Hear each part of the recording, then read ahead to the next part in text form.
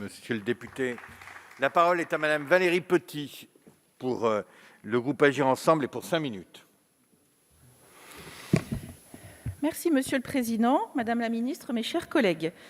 Depuis sa création, pardonnez, j'ai un peu de mal à respirer, le Covid ne m'a pas rendu toutes mes facultés respiratoires. Depuis sa création, en mai 2020, le groupe Agir ensemble, qui est aussi le plus jeune de cet hémicycle, se veut un groupe constructif faisant régulièrement des propositions innovantes et défendant une position à la fois loyale et exigeante vis-à-vis du gouvernement.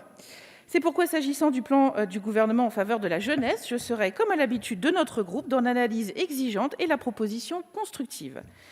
Je commencerai donc par saluer la qualité de ce plan « Un jeune, une solution », qui place les actions en faveur de la jeunesse au cœur du plan de relance, avec un budget triplé de 6,7 milliards. Son objectif est précis, il s'agit d'apporter une solution professionnelle aux 750 000 jeunes arrivés sur le marché du travail en septembre dernier. Je rappellerai les principales mesures.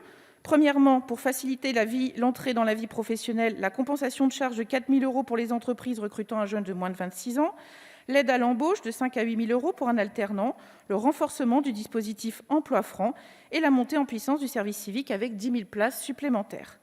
Deuxièmement, pour former tous les jeunes et les orienter vers des métiers d'avenir, la mobilisation du PIC via 100 000 nouvelles formations qualifiantes, la création de 26 000 places supplémentaires en CAP et BTS et une action ciblée sur les décrocheurs et les jeunes issus de milieux modestes avec le renforcement des cordées de la réussite. Troisièmement, pour accompagner les jeunes les plus éloignés de l'emploi, l'objectif de construction de 300 000 parcours d'insertion sur mesure grâce aux dispositifs déjà éprouvés que sont le parcours emploi compétences et le contrat initiative emploi, mais aussi l'extension de la garantie jeunes, vous l'avez dit, avec 100 000 places supplémentaires. Madame la ministre, j'aborde à présent la partie constructive de mon intervention. Et si vous le permettez, je ne vais pas parler des mesures précises ni de techniques, je vais parler de méthode politique.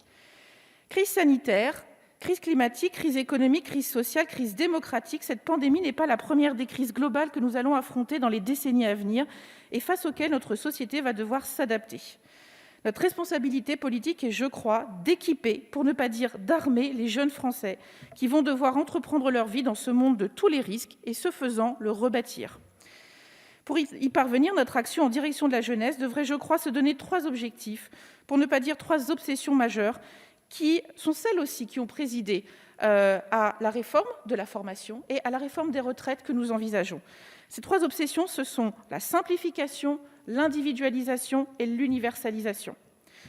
Première obsession, faire simple. Ce plan « Un jeune, une solution » vient aussi rappeler le nombre exponentiel de dispositifs et de mesures existantes. Cette complexité des aides est, je le crois, un fléau. Non seulement elle grève l'efficacité et l'efficience de l'action publique, mais surtout elle accable les individus. Car en France, c'est un paradoxe que plus votre situation personnelle est difficile, plus l'administration vous accable de démarches, venant ajouter son fardeau supplémentaire.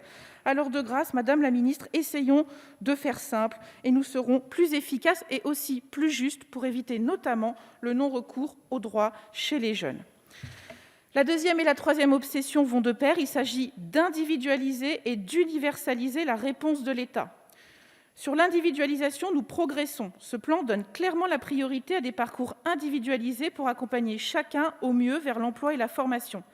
Mais individualiser, ce n'est pas seulement personnaliser chaque mesure. C'est avoir une approche centrée sur l'individu, une approche globale et unique pour chacun. Individualiser, c'est partir de la personne et construire avec elle son parcours. Et son parcours n'inclut pas que l'emploi. C'est aussi la santé, le logement, le transport, la citoyenneté, la lutte contre les discriminations. Enfin, sur l'universalisation, je crois que nous sommes encore très loin. Et même si je salue les annonces sur la garantie jeune universelle, et à la fois pour m'inscrire dans ce qui a été dit par mon collègue Viry sur la garantie jeune universelle et mon collègue Juanico sur le revenu universel, Madame la ministre, je ne comprends toujours pas comment nous pouvons maintenir une inégalité de droits entre les Français du fait de leur âge. C'est tout simplement contraire à l'esprit de notre République.